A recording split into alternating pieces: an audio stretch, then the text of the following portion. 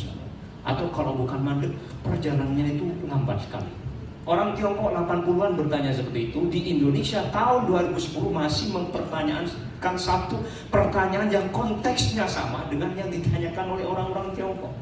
Berarti pemikiran kita ini tidak berkembang terlalu besar, masih jalan di tempat. Tapi Deng Xiaoping ketika ditanyakan pertanyaan nyelekit seperti itu, dia menjawab dengan satu pernyataan begini: 不改革只有死路一条。 不改革只有死路一条。 Kalau kita tidak mau mengubah pemikiran kita dari yang tertutup ke terbuka, maka hanya ada satu jalan yang bisa kita tempuh, yaitu 死路一条, jalan mati aja. Kalau tidak mau berubah dari yang tertutup ke yang terbuka, maka kalian hanya punya satu jalan yang bisa kalian pilih, yaitu mati.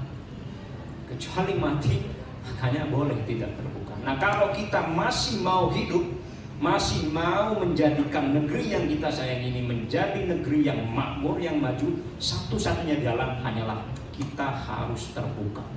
Dalam artian harus mau belajar apapun dan kepada siapapun.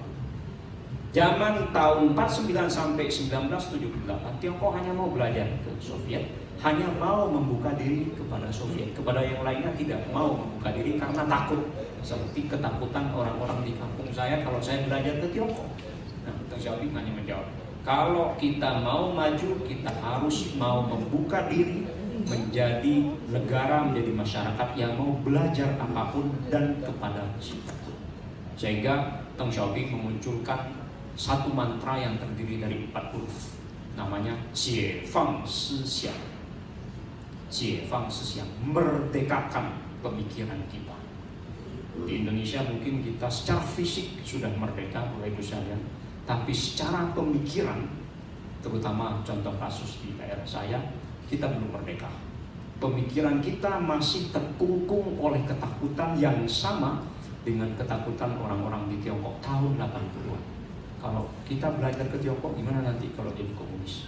Nah, sampai saat ini Bapak Ibu sekalian, bulan lalu saya masih ke Bandung, isi seminar juga di satu universitas ternama di Bandung, dan kemudian saya mengisi juga acara di Semarang. Masih ditanyakan pertanyaan yang sama lagi-lagi. Tiongkok itu kan komunis, ada masjidnya nggak di sana? Ada gerejanya nggak di sana? Masih pertanyakan seperti itu. Maka kalau pemikiran orang Indonesia masih tetap stagnan di pemikiran itu, menurut saya ya berlaku mantra yang dikatakan oleh Deng Xiaoping tadi. Hanya ada satu jalan, ya udah mati aja. Nah, kalau kita mau menjadikan bangsa Indonesia ini menjadi bangsa yang maju, satu-satunya jalan hanyalah mau membuka diri dengan cara mau belajar apapun dan kepada siapapun. Itu yang pertama, kenapa Tiongkok setelah 1978 bisa maju. Karena mereka mau mengubah pikirannya dari pemikiran tertutup ke pemikiran yang terbuka. Yang kedua, Bapak Ibu sekalian, dari sistem pendidikan. Kalau zaman kerajaan dulu, zaman dinasti, sistem pendidikannya lebih difokuskan kepada sistem hafalan, humaniora. Sudah, yang penting bisa bikin puisi, yang penting nulis bagus, yang penting bisa hafal ujangan-ujangan dari Konfusius, dari Lao Tzu, dari aliran-aliran lainnya sudah cukup. Tidak perlu terlalu banyak belajar saintek. Nah, tapi zamannya Deng Xiaoping diubah. Kita tidak boleh seperti itu.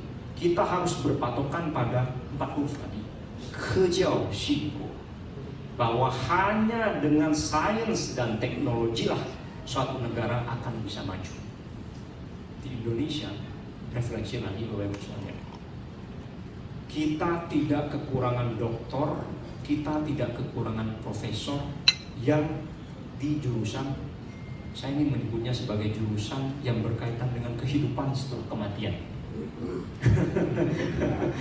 Kita tidak kekurangan doktor, kita tidak kekurangan profesor yang berkaitan dengan kehidupan setelah kematian, Bapak Ibu sekalian.